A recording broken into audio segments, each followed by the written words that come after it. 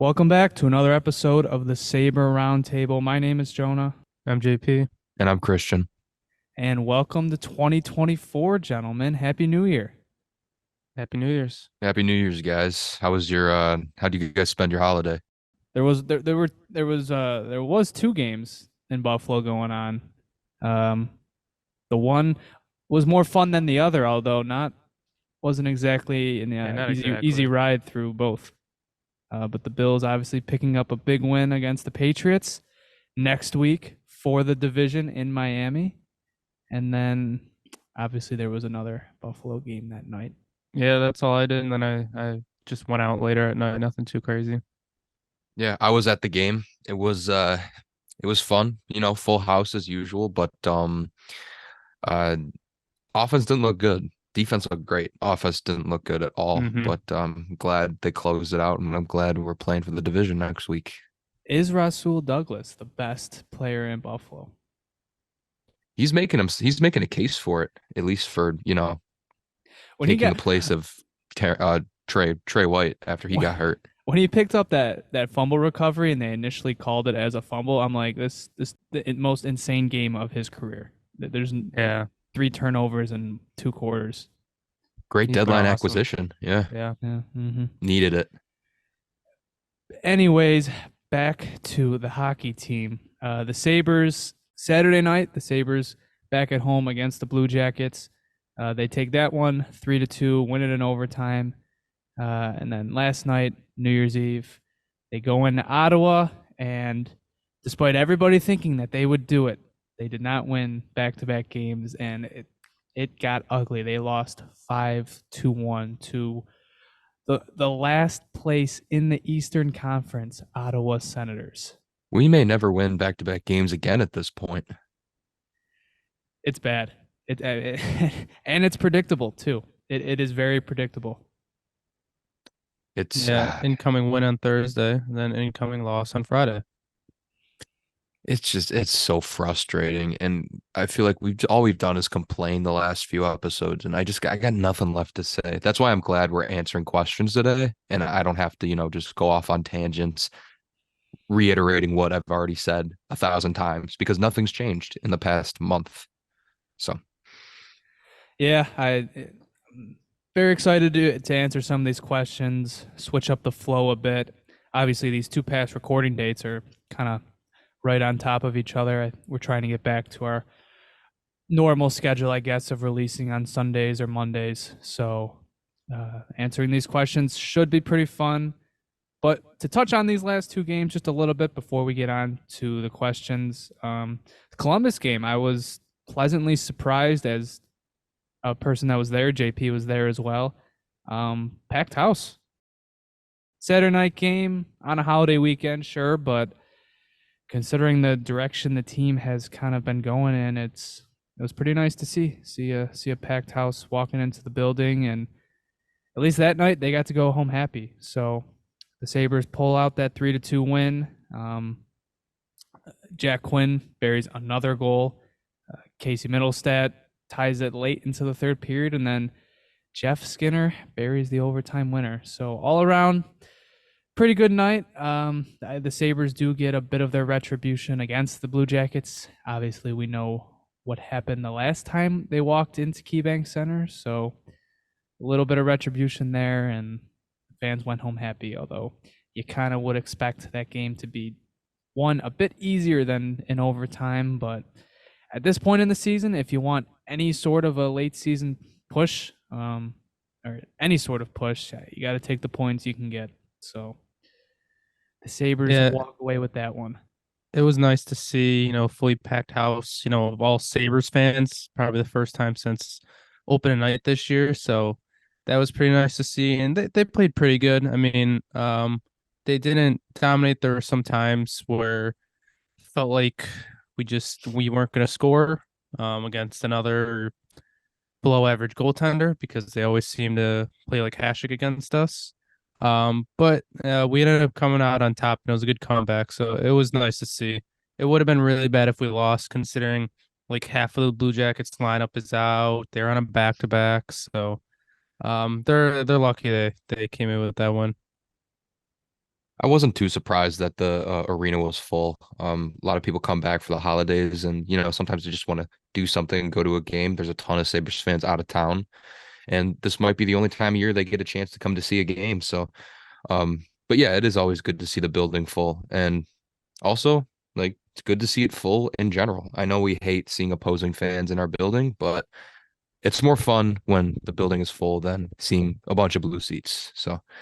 I thought they played all right. Would have liked to not let their goaltender look like, prime Dominic Hasek for a portion of the game, but you find a way to win and they won the game. So that's all that matters in the end. On to the Ottawa debacle. So obviously, not a night to remember for a lot of reasons. Not a lot of good things to really talk about. I'll just touch on a few things. First of all, Rasmus Dahlin and Mattias Samuelsson, that experiment just needs to end. Not even, it's not an experiment anymore. It just needs to end. It's they I don't know. First of all, the numbers don't like them. Just the baseline analytics are just their basic goals for, goals against. And when you take a look into the analytics, yeah, it's not pretty. But all you have to do is watch them. And it's just not going well. I mean, Rasmus Dahlin got walked by Ridley Gregg for Ottawa's third goal. It's just ugly. And the fourth goal, Mark Kastlik, it's like a flip into the zone, and Dahlin and Samuelsson are just standing there, and the puck goes into the net fairly easily. That pair just needs to end. It's just, for me, it was one of the big stories of the game, and did not. I mean, that's supposed to be your top pair at the end of the day, and they are not performing at all like one this season, especially. Yeah, Samuelson's had himself a really rough season this year. I think he's making more of a case for, a middle pairing type of guy at this point in time. He does eat up minutes at times, which is beneficial to the team, but with the way he's been playing as of recent, I don't think he should be in a top line role. Um, I mean, I really liked the Dahlin Yoki pairing for a long time, but I don't know why they just haven't gone back to it, especially with the defensive struggles they've had. It just, I It's don't just know. I feel like, stubbornness. yeah, I don't know why exactly. they're not refusing to at least try other pairings, or they do and then they go right back to them. I don't really get it.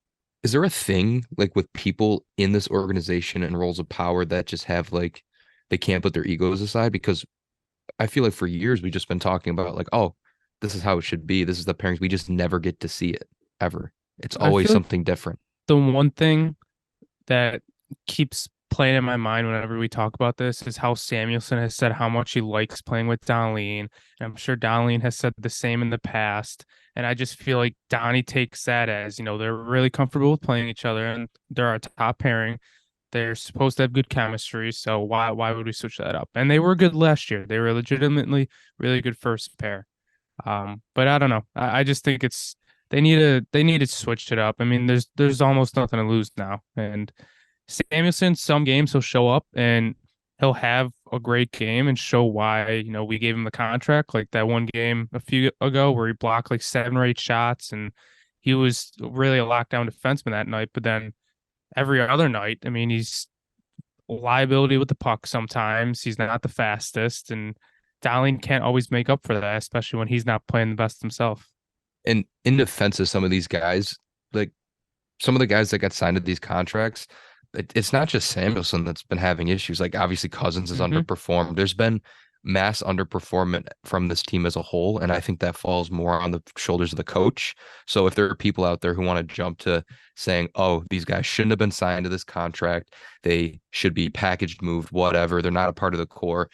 That's I don't believe that to be true at all. There's a reason these guys got this money, and they've proved that they had that money. None of this has been a grab except for Connor Clifton, and that's just because he didn't play with the team. So that was more of a gamble than these other guys. So I think if they get, you know, better results out of just the day in and day out, whether that be through schematics, systems, coaching, or just playing better as a whole, like they're going to live up to that money. So I I wouldn't be too hasty to do anything. Like there should be stuff done to the roster, but that's not one of the things that they need to start doing. I Yeah, agree. I that, keep seeing, sorry, I keep seeing people say like, oh, Cousins is playing good. We have him locked up for 7 more years. Like he's proved why we gave him the contract.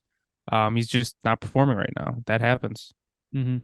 Yeah, Samuelson from the start was always kind of a gamble. That was mostly because, I mean, the day he signs that contract, what's everybody going and looking at? Oh, look at this guy. The Sabres locked up someone who hasn't scored a single goal for 7 years. The thing with Samuelson is it's so obvious that's not his role. Just push him down the lineup. Even second pair, it's just going to help him that much more. You're playing him in just a role that he just doesn't need to be in. He doesn't need to be that. I know Darlene's not having his best defensive season, but last season he was the best defensive player on the roster. He doesn't need that shackle anymore. When those two were initially brought together, it was because Darlene was in a place where the offense was the only thing that we were concerned about. It just needed to appear in his game. And we didn't really care about any of his defensive lapses. So they threw those two together because Samuelson obviously would cover for him and Darlene prospered. But last season, especially for the bulk of it, Samuelson was hurt for a decent amount of time. Darlene emerged as their top defender in both facets of the ice. So I think we're past the point where Samuelson needs to be locked at Darlene's hip and just split him up. It probably would help them so much if he's on your third pair instead of Connor Clifton and Eric Johnson on a given night. Split up the big three, I suppose, of Darlene, Power, and Samuelson, and just try it. Just try it. See how it goes. You're officially in just try it mode. Just throw stuff at the wall. At least on the defensive side. I think the forward side, they've got lines that work fairly well at least. In the defensive side, you just got to start trying stuff. So that experiment, like I said, that pair just needs to end. I agree with that.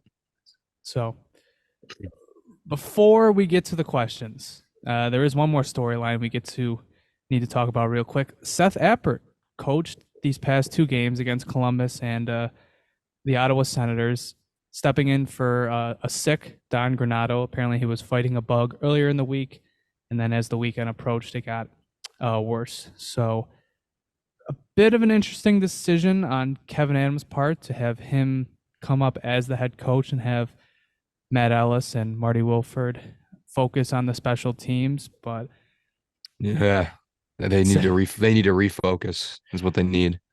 Before we get to the decision itself, big congrats, Seth Appert, first NHL win against Columbus. So that's very cool to see. Big ups. So good for him. I guess a bit of a tryout of sorts. You never know. The decision to have Ellis and Wilford focus on the special teams it's a peculiar one. Obviously, those need a bit more focus. If we want to talk about the Boston Bruins game from about a week ago, just an awful night for special teams on both fronts. The power play goes 0 for 6. Boston scores on 3 of 4 of their power play opportunities, and that was the game. So I can get why Kevin Adams made that decision to have the two coaches focus on their respective tasks. But it does kind of raise an eyebrow as to how much confidence there actually is for either of those two to take on Granato's role for a game. Yeah, I think it's weird. Like I understand the logic, and obviously Kevin Adams came out and said that, but at the same time, it's like it's for 2 games. Like it's not even like they're making the lineup. Granato already, like, he pretty much set the lineup for those 2 games. Like I think it just speaks volumes to that they don't have that much confidence in their assistant coaches, and justifiably so, I think. So I think it was a weird move. And good for Seth Appert, but I think him and Granato are 2 very similar coaches. I mean, at least similar philosophies. So I'm not surprised that like nothing really changed. or there wasn't any like new voice. But I don't know. I think it was a weird move. What you said earlier, maybe it's a tryout. I'm not sure if you're half joking or not, but like I think the last thing this organization needs is like another internal hire. I think they really should be shopping a guy that's outside the organization who could bring a fresh perspective into the team.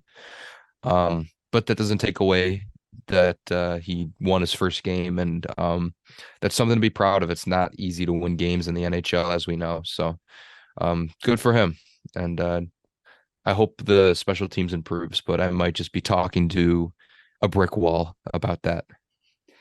Well, when I say Appert was a tryout of sorts, let's say they do fire Don Granado, they're probably not going to have someone lined up from the market to immediately take his job. Appert's probably going to slide into that role, at least for the time being. So I guess that's what I meant as a tryout of sorts. Oh, okay. You mean like That's an a fair interim point. role, I I guess. wouldn't. Yeah. I mean, if we're jumping right to the Granado conversation, yeah, I wouldn't want Appert to take that role. I think we're past the point of internal hires and rookie head coaches manning the head coaching job for the team. But like you said, great for Seth Appert. Great moment for him. This team needs any good storyline it can get right now. So, Mhm. so good for Appert. Yeah, Congrats good for on your him. first NHL win. Okay, so last bit of news before we jump over to the questions. Eric Comrie was finally waived by the Buffalo Sabres. After all this time, it happened on New Year's Eve during the Bills game. Eric Comrie finally gets waived, and today he clears waivers and is assigned to the Rochester Americans. The interesting part of all of this was a few days ago when the Sabres assigned Ryan Johnson back to the Rochester Americans. We later found out that it wasn't an actual assignment. He was with the team the entire time, never took the ride to Rochester, and they called him back up a few hours later. And it seemed like it was buying some sort of time for the Sabres to make a move of sorts, which with Comrie being sent down, it, you could only guess that they had to have been looking for some sort of trade partner for Comrie to try and do right by him and find a place for him to play. But they were not able to do so as he has been assigned to the Americans. And now they got 3 goalies, and they got to deal with that. From one 3-man goalie rotation to another. This is Yep. crazy. I'm on Cap Friendly right now looking at this stuff. I've never seen so many like possible NHL like fringe roster players just in the buried penalty cap section um of a team section or page. It's Jost, Bryson, Stillman, and Comrie. Like, look, what are you doing? It's We touched on bad this. mismanagement, man. We touched on this for a good little chunk last episode. So Mm-hmm. for anyone that didn't listen, go listen to last episode. We dove in on this subject, dove in on the really questionable roster management of some of these NHL fringe caliber players who now reside in the AHL. So to not beat a dead horse here, if you want to listen to more of that, go listen to our last episode. As for now, let's jump into the questions. So this is a mailbag episode. We asked some of you guys on Twitter and Instagram to send in some of your questions. Seeing that it is the new year and the Sabres are in quite a bad spot, I figured we'd get some good thought-provoking topics. So thank you to everybody who sent questions in. So if you guys have nothing else to add, I think we can jump right into it. Yeah, let's do it. Our first question is from at ABobeck94. Jumping right into the Granado discussion, do the Sabres just let Granado ride out the rest of the season and then maybe make a change at coach? So with where the Sabres are at, it sounds like a cop-out, but their answer really just is, it depends. Sabres have a habit of letting things bottom out before they make a change. And I think with Granado, unless they get on another long losing streak, or if they have another Columbus type performance, the previous Columbus performance, where they just get embarrassed by a team that they probably shouldn't, and it makes national headlines, and eyes are suddenly back on the Sabres. I don't know if he's really going to be out of here by the end of the season. I think Adams is he's not gonna make a move until his hand is forced. That's just my feel. Um, if they hover around 500, like if it gets to the point where it's not that bad, it's just disappointing still, I don't see the reason why he would fire him. If they do, but the question is, if let's say that happens, let's say he rides out the rest of the season and never gets that bad, it is going to be an interesting situation to see what he does with head coach at the the end of season meetings and how he thinks the team can best proceed. But even then, like I said, it depends. If they finish over 500, maybe just like a game or two, maybe he lets him start next season, but his seat is just extremely warm. So my answer for that is just it depends. I agree with you on that. I just think it's like as an organization as a whole, I can't believe that the Sabres have gotten to a point where they have to let things bottom out to, make a change because things are always bad around here. And like showing that like we think if we finish a game or two above 500, that earns Granado's like place as head coach next season again. Just shows like how the bar in this organization is just set so incredibly low. And yeah, we're coming out of a rebuild, but I just feel like there's just no standard anymore. Like where's the standard for this for a good hockey club? I don't know where it's gone, and it's probably because of the lack of winning over the past decade, but I don't know. I mean, Granado's been around for what now? He's the eighth longest tenured head coach in the league, so he's had more than enough time. And this season was the season to do it, and if it stays this way, I I think that they should look for a change next year. But I mean, I guess there's still time to save his job, but very little time right now to save the season. I disagree. I think he's going to be gone soon. I don't see the Sabres getting any better. They've given us no reason to think that. And I think some change needs to sort of happen. I don't think you should just throw away this entire season. I think you got to make some sort of changes and start looking towards the future now. Yeah, I fully agree with that too. They just, I just don't think they're going to do it at all. Yeah, They need to do it. I actually I think they will. And he wouldn't be. I just feel like they're going to try and make a change and scapegoat someone. And I don't even think he's a scapegoat because I think he's part of the problem. But I just think they're going to try and do that and try and spark something and hopefully make a late season push. But I just think there has to be some sort of change. And if we continue down this path, I don't think he's here past January, honestly. Fair enough. So our next question is from @SetlockNate, and they ask, is it really worth firing Don Granado? And I think it kind of piggybacks off of what JP was saying, like with him, is he part of the problem? Is he not?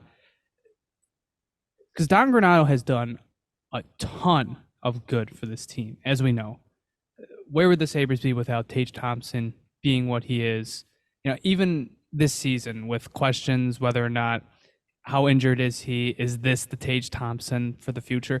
Even this Tage Thompson is miles better than anything we ever thought he would ever be. And that's because of Don Granado. Same thing with Dahlin. He became what he was last season because of Don Granado. Jeff Skinner revitalized his career. Alex Tuch reached a new level under him. The prospects that have established themselves in the NHL, like Quinn and Peterka, it in large part due because of Don Granado. And I like this question, is it worth firing him? Because there's always a danger. It can always get worse. It can always get worse. And the next guy they could bring in could be another Ralph Kruger. And in the way that maybe they go after a player that they don't like if it's another Jeff Skinner situation, if Jack Quinn is suddenly getting fourth line minutes, there's always a danger to that.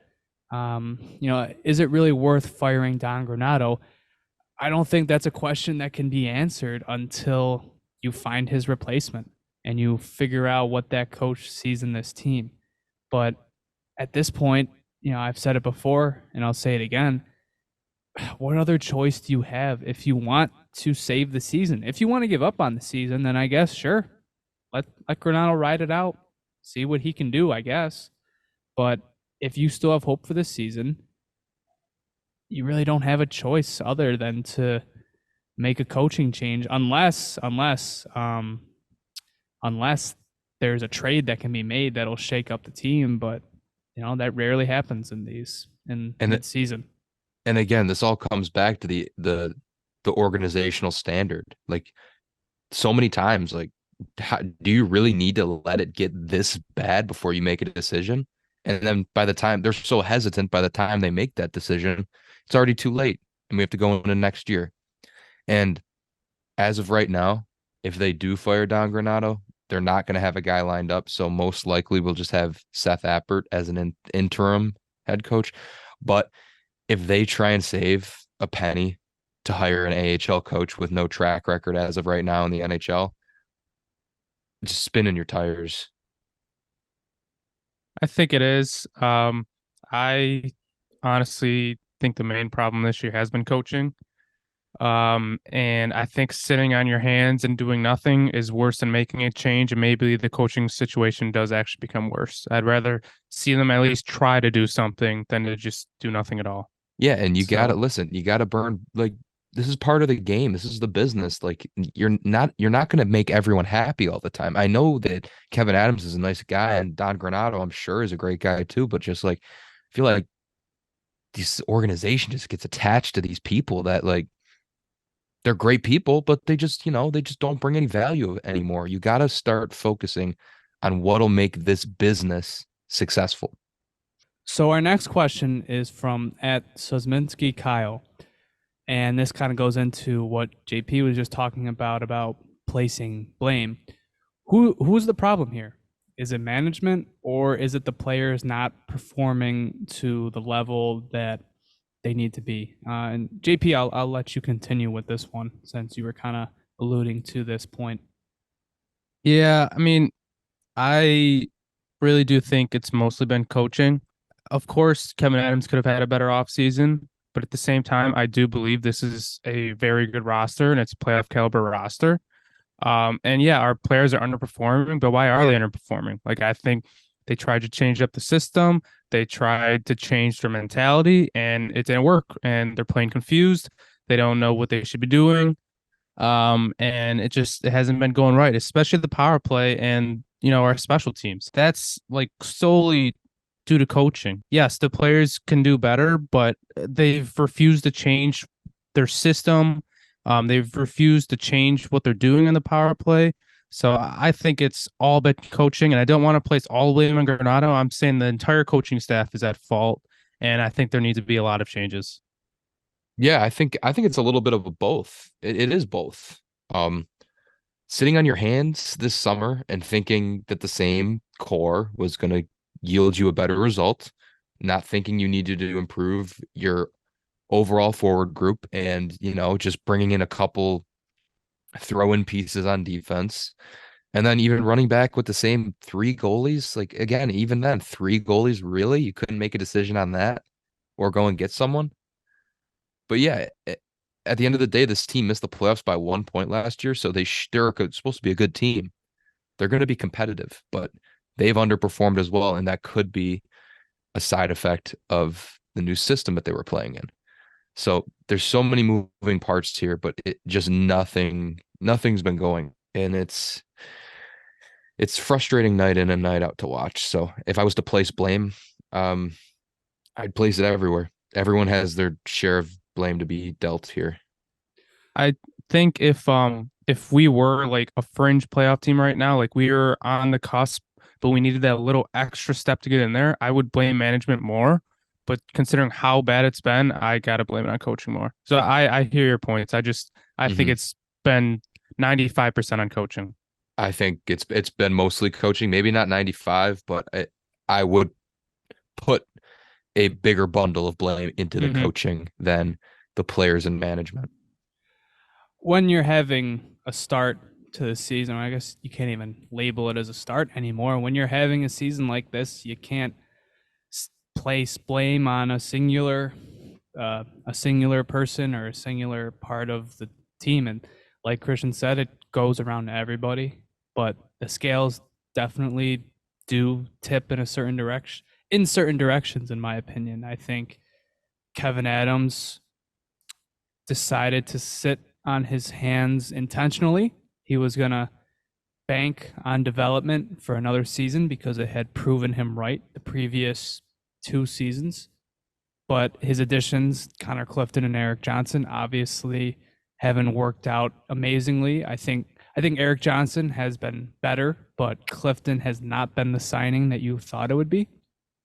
And he knew Jack Quinn was going to be out from the get go, and he didn't try to make a move to supplement that. He was lucky that Zach Benson fell into his lap a day before in the draft.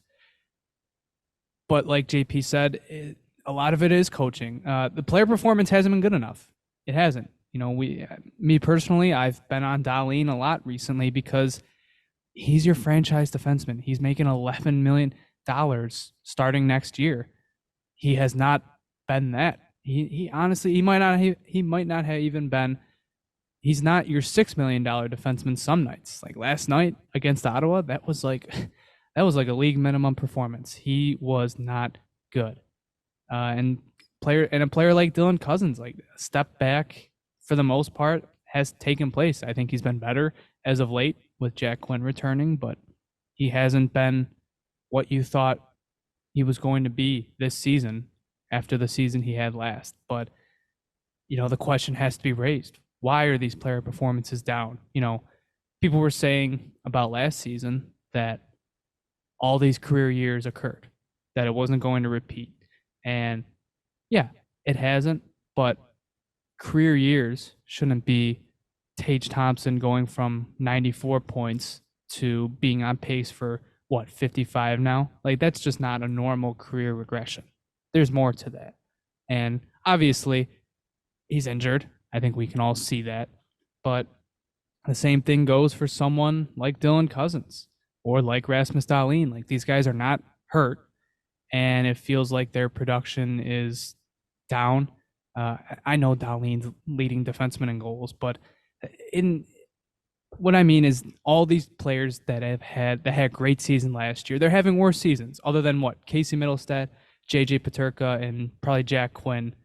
And I guess Jordan Greenway. Like what player is having a remarkably better season than last year? It's the list is very short. And I feel like, yeah, what JP was saying, a lot of it goes into the system changes that they tried to implement during the summer. I think they're confused about their identity. I think they're confused about what they should and shouldn't be doing. And I think that has had a ripple effect on player performances as well. So blame goes around to everybody at the end of the day. The lack of moves and the coaching changes itself, I think it set up the players for failures to a degree. You can't 100% place blame on not the players, but I think they were set up to fail. All right, moving on. So I'm going to kind of group these two questions together since I think they kind of echo off each other. So the first one is from @Brandon Kostek. They ask, where do we even go from here? And this next one is from @DorkyNerd3. What is the best direction moving forward until the end of the year? A hard sell near the deadline, or just a more or less doing nothing till the off season? I guess I could start with Brandon's question. Friend of the show, by the way. Where do we go from here? Hopefully up. The trajectory has not been that way, but you could turn it around at any point during a season. And if it's already when you're out of the playoff race, it happens. But I'd start by saying there needs to be a reevaluation in the front office of what we should do coaching wise. That's probably a start. Other than you keep Granado on, continue to do the day-to-day stuff. Keep working on going back to the old system that worked last year. And if that also starts to fail, I think you get your answer and then you move to the off season. I don't think talking about a hard sell at the deadline, I don't think we're there yet. I think it's a little too hasty of a decision, and especially if we're like, unless you get something great out of it, I wouldn't say we're sellers, but we're by no means a buyer. So I would say go into the off season, reevaluate the coaching position at the off season, unless it gets really, really bad. And that is when your roster building is going to start. It's not going to start at the deadline. There's really no point, again, unless you get something great for maybe like a rental guy, which I don't even think we really have any of that on the roster right now.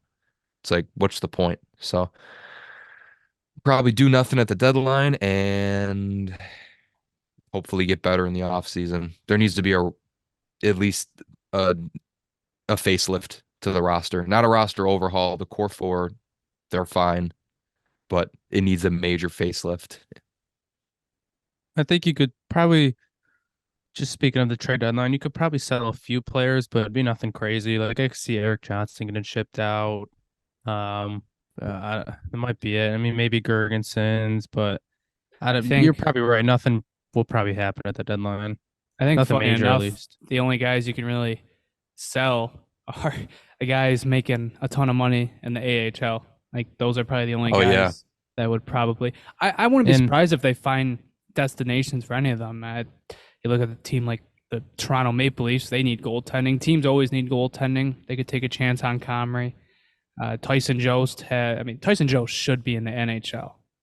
He's definitely an NHL player. He's already got 2 goals in 2 games with the Amherst. He doesn't belong down there, and maybe they find a place for Bryson too. Who knows?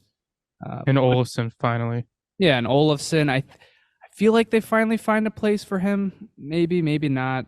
You know that's a well they've gone to the last few deadlines. They've tried to find destinations for him. Maybe this is the one that finally materializes because he's on that last year of the deal, so there's no long-term commitment. And obviously, this team could retain if they wanted to. But in general, moving forward, there's nothing they really can do except at least try to at least move on from the coach. Or, if Granado is here to stay, it's like Christian said, hammer down your identity. What are you exactly? Are you going to have this more defensive mindset? I think that's the wrong way to go, but you need to hammer that in if that's the way you want to go. Or if you want to do just the thing that I think will work out better and be the more all offense team, you need to hammer that in. You need to really hammer down that is the direction you want to go. Get the message back in these players' minds that they are something, that they can't be worrying about 2 things at once. Have them sure of what they're supposed to be and how they're supposed to play. But from a roster building standpoint, when you get to the trade deadline, sell off the pieces you can that you really don't have room for them anymore. And I would say look for another Jordan Greenway type trade. Obviously, it didn't work out so well at the end of last season, but getting a player like that, especially to reform one of 2 things, reform your bottom 6 or to reform your defense. If you can get some sort of player, one player that's popped into my head was Dante Fabro, because he was a defenseman that was available at the deadline last year, and I think he's kind of that Greenway type player for the defense. I'm not saying he's available or anything, but that's like the type of trade that I think you could make to at least insert them, see how they do, see if they can help. That's what I would try to do at the deadline. At least try to make one trade that can help you that for the end of this season and into next season. and give you another element of your team like Jordan Greenway has. I will also say we might be getting into a territory with this management regime where it's like, we're kind of getting into crisis mode here. Like, obviously, last off season was so underwhelming. We got cap space. Don't be surprised. I'm calling this right now. Don't be surprised if the Sabres overpay for someone in free agency next summer. I could see it happening just on the basis of, look, this team hasn't been to the playoffs in a long time. Unfortunately, like, you're playing in Buffalo. It's not South Beach. It's not Los Angeles. It's not a big city market. It's not New York City. It's a small market. The weather's not great. Don't be surprised Man, if you see. what a free agent pitch we got going right here. That's all I'm Yeah, saying. thanks. Hey, Can't even say like, hey, we got the Sabre Roundtable in Buffalo too. Like, you got a oh, that is really a cool bonus. podcast. That is Yeah. a bonus. But yeah, like, But before you finish that thought, Christian, I just want to say, like, if his track record is anything to go off of, keep Kevin Adams away from free agency. His hasn't been great. signings have not been pretty, and the last thing I want to hear are those words coming out of your mouth, because I could see it happening. Because look, we're in a desperate state right now. I could see a signing like that happening, but the worst type of signings are the ones that come out of desperation. yeah, But like look for Kevin, trades first. Eric Johnson, Connor Clifton, Ilya Labushkin, Eric Comrie, like these have not been good free agency signings. I Nope. think his best ones were when the team was at its worst. Hinostroza was a solid signing. Anderson was a solid signing. Mark Pizik, like guys like that was fine. But those are league minimum deals. Anytime Adams has tried to make a sort of bigger addition, it hasn't worked out to this point in his tenure in terms of free agency. So I think where you need to go from here is the prospect pool here is huge. You gotta trade. You gotta trade for established guys. If you don't want to take that gamble, signing someone in free agency, pick a guy who you know you're going to get production out of and go and trade for him. Too many cooks in the kitchen right now. And that includes the prospects, that includes the AHL, and that includes the NHL. There's roadblocks everywhere. There's a lot of guys in this organization. Not all of them are going to wear this uniform. Trade package, all that. My general hope for the rest of the season, it kind of goes along with what Christian said, just not exactly. And neither of you pointed this out yet, but I think salvage this season as much as you can. Get your players back on track, get them producing to the point they should be. But at the same time, this season, it's as good as over already. I mean, it would be a miracle if we made the playoffs. So start looking towards the future, start trying some new stuff. I think Kulik's dominated everywhere he's go. He's dominating the World Juniors right now again. Bring up some of these guys. You got to start trying out some new stuff and looking towards next year. I mean, try some different line combinations, finally switch up Donnelly and Samuelson. Like, I think you got to really start looking towards next year while also still trying to compete this year. But try out some new things. Put Kulik in an elevated spot, even maybe Roseanne. Like, I think you got to start trying some new things. Okay, so continuing with the trend of kind of where does this team go from here, which includes roster building. This next one is from at Liam Pierce 33, and they ask, what's the plan with the bottom six? We have a lot of salary in the minors, and we just traded for Robinson. What is our plan going forward? This is interesting because this is something I kind of come to recently, where where the bottom six kind of goes from here. As for the players in the minors, as we discussed, hopefully you can find some sort of trade destinations for them. And for Robinson, Robinson's, he's been fine here. I think he slots in best as your 13th forward. That's probably the ideal role here. But for the bottom six as a whole, and more specifically the fourth line, I do think it sort of needs a reimagining of how it's supposed to look. Because I look at that Gergensons, Krebs, and Okposo line, and I feel like it needs some sort of a facelift. I don't like to use the term grit. Obviously, I don't like to emphasize hitting as like a necessary asset that the team needs, but I think it needs to be more of a dog line esque line. It We needs to need be more a sandpaper. sandpaper, but I think the word I'm looking for here is it needs to be a good forechecking line. And right now, Gergensons has been an offensive black hole for the past, 2 seasons now. I like Peyton Krebs, I really do. But if you have to look to move on from him to acquire a bigger piece in another trade and then bring in a fourth line center that can fit that role more, because I like Peyton Krebs, I do. And he's done a decent job at reforming his game to be that fourth line center, but I feel like that's a misuse of his play. And I Hmm. think that you could acquire another fourth line center, whether that be free agency, that could maybe give your team another sort of dimension to the game. And as we know, Okposo, I've defended him a lot this year, but if you're gonna reimagine that fourth line, I think you need someone that can give you a different dimension from that. And Yeah. I think you're gonna see a reimagining of that fourth line because I think Gergensons is gone. I think Okposo's definitely gonna be gone. And this is also where the conversation gets interesting with Middlestat because look, he's been fantastic, but if he's gonna be your third line center, I feel like maybe he's used as a piece in a bigger trade just because like I said, I think that bottom six could use a little reimagining, a little more juice. And I feel like Middlestat could maybe he's not the ideal third line center. And that feels wrong saying because he's been so goddamn good the past year.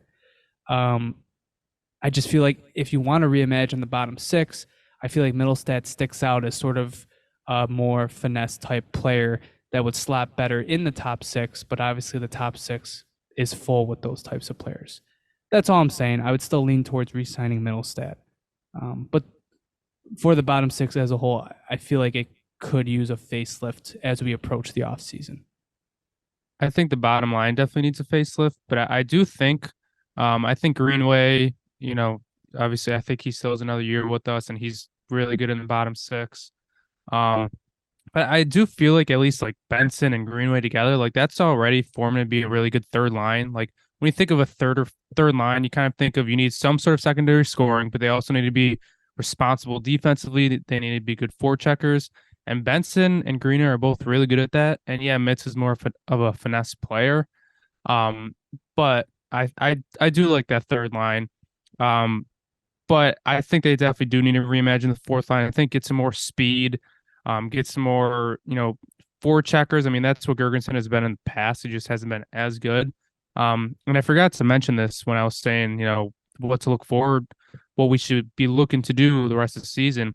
Give Krebs an elevated role. Like I think if we're speaking about the third line, like maybe Krebs, Benson, and Greenway would be a really good third line. And yeah, I don't know where you'd put Mitz then, but give Krebs an elevated role as well. But I think the fourth line will definitely be completely different next year. I think we're gonna see, or we should see, bigger change than just the fourth line. Um, I think we have quality players here. But again, I think it comes down to having too many cooks in the kitchen. And if there's players that, it'll hurt to package in a trade for someone you can get a bigger fish, I'm completely open to that. Just because, look, there's no secret that this team is underperformed, and there's rumors flying around that maybe they have too many of the same type of player, and they don't have enough grit, sandpaper, all those cliches. But yeah, I could see more of a facelift to like half the forward roster, not just the bottom pair, or not the bottom pair, the bottom line. Moving on. So this next one, it's kind of a more, I guess, theoretical question. But this next one comes from at jsimon86, and they tell us put your GM hat on because Adams sure won't. Tell me 2 moves you're making to try and right the ship for now and later. I think we all share one of those moves. I think a lot of it, that one big move would be to move on from Don Granato as head coach. If you're trying to right the ship right now, if you want to wait till the off season, I guess there's no point in uh, firing Don Granato. Uh, the one thing I wanted to touch on with Granato real quick is I really hope if they do fire him that they don't wait till it bottoms out. Obviously because the season will be over by that point. Like you're not coming back from that deficit, but also because let's say whether it's Eppert or they find a replacement, they hire a Bruce Boudreau or a Gerard Gallant, just throwing names out there. You're not getting a good view of this coach as a fit because there's no pressure on the rest of the season. So it's kind of like I really hope that if they made that change, they wouldn't wait because then you're having a sort of a Don Granato situation where when Granato came in, there was no pressure to be good. And obviously it helped him thrive, but the expectations were lower and the team, is the team playing well with expectations under the new coach? You don't know because there would be none. But I guess the second move I would make is, I think, like I mentioned earlier, as you approach the deadline, try and make a move for someone that's going to fill out the bottom of your lineup, whether that be defense or your bottom six. Whether your next move helps with that facelift. Obviously, I mentioned Dante Fabro as a potential guy. I know because I also know he's an expired. They signed him to another 1-year deal, so maybe he'll be on the chopping block again. He's a guy I've always liked.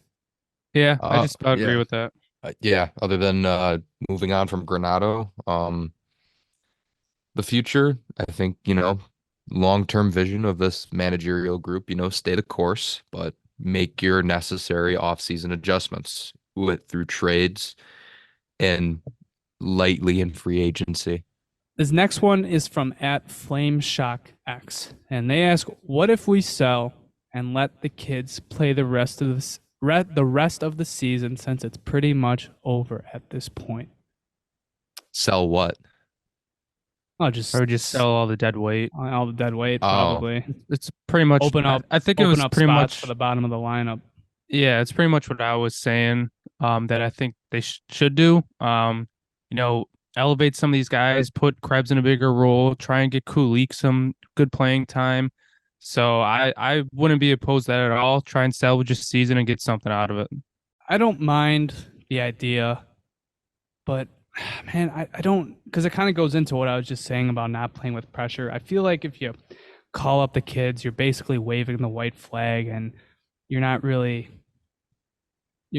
testing this group anymore. And obviously, if this season is over, bring up the kids. I just feel like it doesn't tell you a lot about the whole rest of the roster moving forward, because that would just mean they failed at playing under big expectations, and that from here on out, you're not seeing them evolve from that. You're seeing them back to what's comfortable, and back to what's comfortable is these last few seasons where there's been no pressure.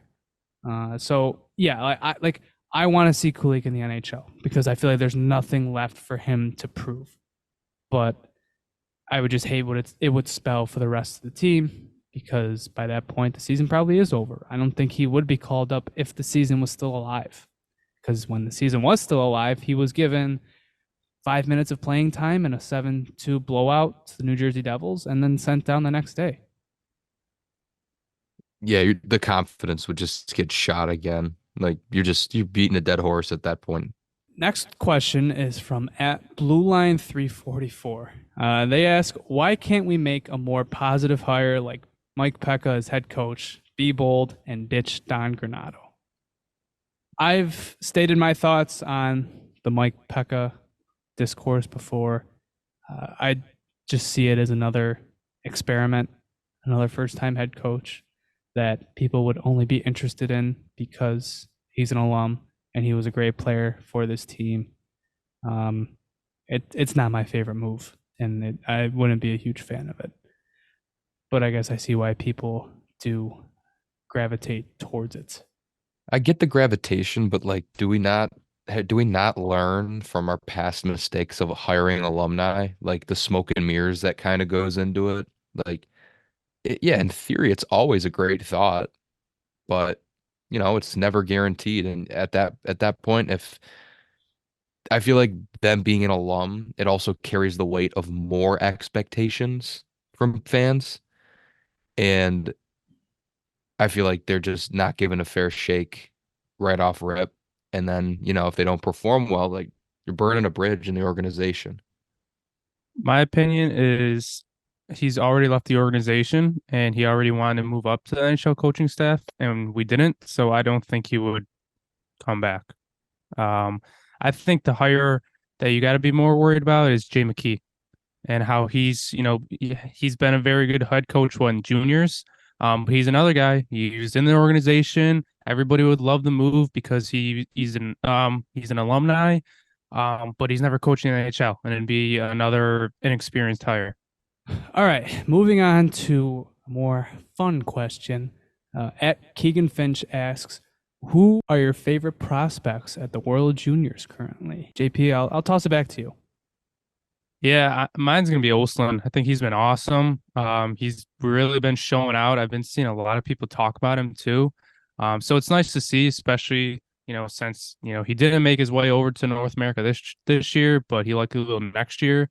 But it is really encouraging, and it's nice to see a little glimmer of hope. Yeah, obviously he's just been so like this has been, I guess, his coming out party. Him and Wahlberg on that top line for Sweden. Yeah, because Oslin is very much, I guess, the forgotten Sabres top prospect. He's a guy fans haven't seen unless it's at the World Juniors. And you're seeing why he was drafted as high as he was. He was drafted, 12 picks before Yuri Kulik. Obviously, from here, like there's still steps Oslin needs to take. He needs to get big. He needs to get bigger. That's basically all. That's the big thing. Yeah, he's a small, undersized. He's an undersized center, but his game has obviously taken a huge step, and I think you've seen that comparing last World Juniors to this one. My pick, I mean, Oslin was going to be my pick, but in terms of switching things up, Maxime Sturback has looked really well, and he's been playing a lot of big minutes. And there's another guy who's kind of been under the radar since being drafted this past June. So it's cool to see him kind of coming out as well as one of the top players. I would say mine is Yuri Kulik. I think it's just a slam dunk choice. I mean, it's an easy choice. Just he had a natural hat trick in one of his games, and he's burying the puck in shootouts, and it's crazy. Like the difference in skill, not only at that age, but when you're in the AHL and then you're moved over to the World Juniors, you're just already leaps and bounds ahead of wherever other junior kids are playing in the world. So he's really just, he's dominating out there. Quickly to mention the World Juniors again, poor Matty Savoy injured again. Mhm. I think I missed it. It looked like it was going to be serious, but then maybe it's not. But he just can't catch a break this year. I believe, yeah, Matt Savoy, I believe he's day to day. I think Team Canada called up Jagger Firkus just as a precaution. Hopefully they can get Savoy back for the playoff rounds. I believe that's the hope for now. So piggybacking with the prospects talk, this question actually comes from a friend of the podcast. They were talking with JP, and will Adams unload any of the Sabres prospects? And if so, which prospects is Kevin Adams going to unload?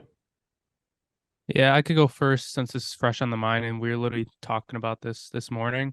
I really do think Kevin Adams will. I think he's recognized that we have too many prospects and that we have too many players of the same skill type. And I think the most logical ones, I think Roseanne makes the most sense. I think he's overshadowed by Kulik, and he kind of already did have his tryout, even though he wasn't really in an elevated role.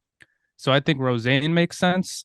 And I actually kind of think that Savoy makes sense because I think we already have Benson, who's a smaller forechecker type player. And if we don't want more of, the same skill type, same archetype, Savoy would just be repetitive with that. And with that being said, even though Oslin, in the past we've said how he probably makes the most sense, I actually I don't think Kevin Adams will, because I think he's having a really good season right now. He's doing really good in the World Juniors. And I don't think our management will want to lose him in case he does, end up becoming really good, especially because next year he will probably be in North America. So that's who I think. I think it's most likely to be Roseanne, then Savoy, and then I don't think Oslin will get dealt. I completely agree with that. Not to be lazy and not pick any other players, but I do also agree that Savoy and Roseanne more off the fact that, like, I mean, yeah, he got his shot. He's got some time. He could be a proven, he's a proven prospect. I think he'd be a good piece in a trade. And then Savoy is kind of your wild card because the upside is insane. But again, the architecture of this roster is, we might have too many of the same guys. So, And don't forget that Olsen was part of the Eichel trade, and oh yeah, he obviously our was. Eichel trade is not looking as good. And I don't think they would just want to get rid of the guy we got with that pick. I guess, yeah. I actually 100% agree with JP. I think Roseanne and Savoy are kind of two guys that I think are redundant. I think JP's point about Savoy kind of being a similar archetype to Benson, and I think he also is kind of a similar archetype to Paterka. And he's definitely, given his pedigree and given like his production at every level, is just superb. It would make him kind of like, if you're making that big time trade for this roster, like because Kevin Adams has not made that trade that has defined his tenure, at least in terms of buying a player. I feel like Savoy is just the prospect that would be able to get them the most, other than Kulik. And I think, given his pedigree, given everything that's led up to where he is now as a prospect, it definitely gives them a piece that has a ton of value. And the thing with Savoy is his injury history is already starting to scare me. It feels like he's injured every few months now, or at least I should say every few months. But it feels like he's injured a ton of the time. I don't know. I do have questions about him as a prospect. It may be a bit of a boomerish take, but size is concerning for any player. You need to see how they adapt to the NHL. For some guys, it's not. Some guys, it is a big obstacle. But with Roseanne as well, I think he's a guy that, this was the year he needed to make his mark, because you have Cooley coming up, you have Savoy coming up, and now you have Zach Benson in his way as well. And, he was given a decent stint, and he wasn't really able to do much with it. So I think he's another guy that could easily be used in a move to make a bigger trade for this roster. All right, moving on. This one is from @RyanGreens, and they ask, is Thompson a one-season wonder? No. He's already had 2 good seasons, so he can't be a one season wonder. End of story. I guess what he means is more of, is he ever going to reach the peak of last season again? Yeah, I think he's fallen victim to the scheme that the coach is, playing his forwards in right now. And also he's been injured. He hasn't been healthy. I think what people do forget is he was playing some very good two-way hockey to start the year, and the points were starting to come. And then he gets cut open by Charlie McAvoy, and then he blocks a shot by Charlie McAvoy, gets hurt, and Don Granato said it himself. He came back early, and I think even now he's probably still not 100%. So, and he's still, he's still decently producing. So he's not a one-season wonder he's definitely not a one-season wonder in terms of being a good player. He's a good player. I think we know that by now. In terms of, is he going to achieve last year? I mean, who knows? Last season is a high bar. Who knows if he ever cracks 94 points again. But at one season wonder, I'm definitely not there yet. Yeah, I don't believe he's definitely not 100% right now. Okay, moving on. This one is from at Zero M Guard. What does Casey Middlestat's contract look like? Now this is an intriguing one because let's put the previous conversations aside of anything I said about moving on from him to reshape the bottom six. Let's say he's here to stay. Where do they go? Do they go long term? Do they go short term? Is there a middle ground in there? What would you do with the contract? And then what do you think the contract will end up looking like? What I would do personally is I'd probably go bridge here. And the reason I go bridge is you already have some guys that are locked up to like long-term deals. I don't know if you want to be, banking so heavily on a select few guys for the immediate future. Mitts also, it's only been, I'd say going back to maybe like January, February of last year. So a calendar year, he's played good hockey. He's probably arguably been one of the better players on the team. Obviously, before that, going back all the way to when he was drafted, he was very underwhelming. So I don't know if you want to take this with a grain of salt or if you really want to put all your chips into this, right into the center of the table. But I would go with like a bridge deal, no more than 3 years and somewhere in the range of 4.5 million. I think wasn't Darlene's contract 3x6? Mm-hmm. His Yes, bridge. it was. I think that's like exactly what I'm thinking. Like ideally, yes, you'd want Middlestat to be like 5 million, 4.5, like Christian said. But I mean, his production has It's gotten it's to he's been too best on he's the too team, good. pretty much. It's gotten to the Yeah. point he's too good. Like Like you could make an argument for 7 too. Like I think I'll stick by 3x6. Kind of sort of a bridge deal. Don't have to commit to him long term, and it's not too much money. I feel like if you go 7 million, you're almost you're almost admitting he's a part of the core, and I don't think I would want to do that. I feel like anything above 6.5, I'm probably telling him no. And then I do like 3x6. I think that's a fair contract. Anything, it just works out well. I think the thing you have to also acknowledge with Casey Middlestat is he's what, 25, 26 now? This could be peak Casey Middlestat. So you want to be wary of, he's going to be on pace for what, 2 consecutive 60-point seasons at this point, close to. As time goes on, if he dips back, what if he dips down? And a dipping down wouldn't be to like 20, 30 points. But if you go from 60 to 45 or 50, is that worth the 6 million price, or would that be worth a $7 million price tag? Probably not. Especially given he's not really a big contributor on the power play. I know he's playing there right now, but power play is not good. So, he's never really been a big contributor for that. And I think that's something you take into consideration with that contract. So 3x6, I think that makes a lot of sense. 4 years, okay. 5 years, I'm probably saying no. I think that's too long term of a commitment. But yeah, I think that's the sweet spot, right around 3x6. So last couple of questions here. This one is from at Atros74. They ask, is this core, Thompson, Skinner, Tuck, Darlene, Cousins, is it even good enough? Is it even cup worthy? Is this something that you can truly reach the top with? I think it is. I think they showed last year, and they definitely have the talent, definitely have the potential to.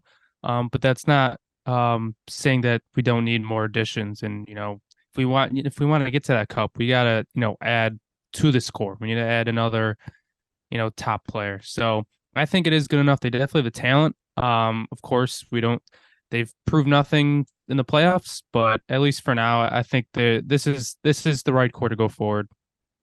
Honestly, I'm in believe it when I see it mode. It's like I've seen the potential that these players have, but are they good enough? I have no idea. I don't know. I won't know until we get to playoff hockey. And as of right now, we're not even at that yet. So I'm not even thinking about a cup at this point in time, nor have I been in the past few years. It's just been get this team back to relevancy. And I think we're still working on that. But didn't you place a Stanley Cup bet? Am I wrong? I cashed out on that. I'm still a fan at heart. When you talk about this core, um, I think it has to be acknowledged that as of now, it doesn't look like it's one of those cores that can just year in and year out make the playoffs easily. You look at a season like last season where everything went right for the big players, and they were still unable to do it.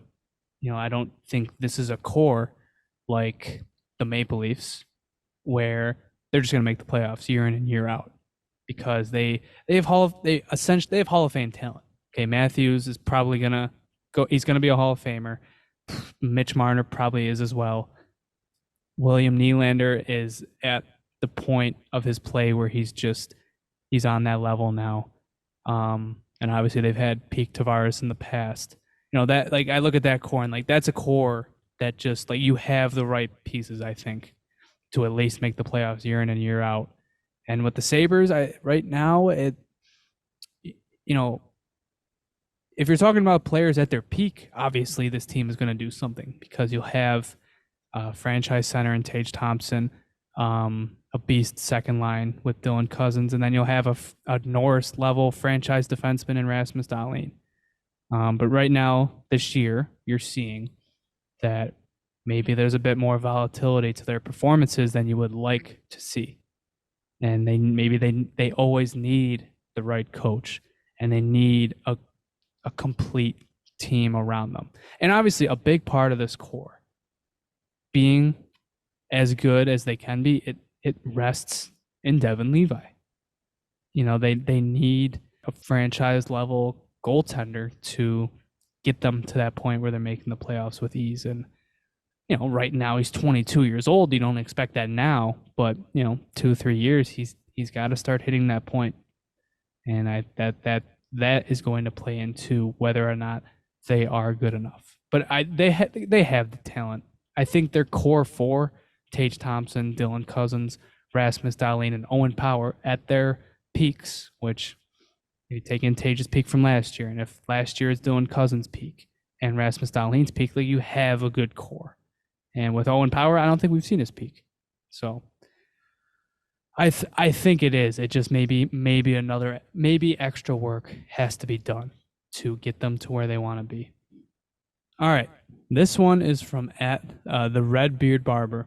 I'm a new fan of the sport and the team after catching them late last season. Is there still hope for the season, or should we really all give up now? I'm glad we got a new fan, but it's gonna be tough to keep holding on to that hope this year. I would say go latch on to the Bills for the rest of the year, and then we'll see what happens with the Sabres. Maybe start looking forward to next year. It's gonna be a up and down season the rest of the way, and it's gonna be tough to follow. I agree. And that's all I have to say about that. It's tough. If anybody still has hope, I applaud you. I truly applaud you, you beautiful, naive, innocent person. If you have any hope left 13 years into this mess, and what are we, 30 something games into the season now, and you still think there's a chance, I applaud you. Mhm. I hope there's hope, but I do not believe there is. So giving up is probably the way to go for now. Honestly, it helps your enjoyment of games because I look at an Ottawa game last night, and if I still believed, I think that game would have pissed me off a lot more than it ended up doing so. All right, last one. This one is from at tsan14. They ask, why should fans believe in this team still? If they should at all. The long-term vision is still there. It's just, this offseason is going to be big. That's going to be the big one. Things need to change, obviously, but I think Kevin Adams' long-term vision is still the right one. So it's something to believe in, but if it's going to help you through the day to day, pick up a hobby. I don't know. Yeah, I would say the long-term vision is still there. I think we got some of the right players. But I guess, look at where we were when Ralph Kruger was our head coach and when Botterill was our GM. Like it's definitely better than it was. So I think this franchise has been moving in the right direction. Um, this year has definitely been a step back, but I still think, going forward, this is, the right core. We got some of the right pieces. So I think this is the team. You got to believe it. And if not, then I don't know. If this isn't the team to move us forward, I don't. It's gonna. I don't That even know. might be I that got no might be it. words. That might Yeah. be it. If this doesn't work out, man, that might be it. That might be it. Yeah, it's like what Christian said. The long-term vision is still there. They've built themselves up to a point where they can make mistakes like this and still be relatively fine, but this upcoming off season is the big one. I mean, if Adams fails this, his job is gonna be in question legitimately. He kind of, I guess he gets a mulligan here. I guess he gets to redo the last offseason because last offseason, I think you can at least get away with the idea that banking on internal development would work because he had been proven right twice before.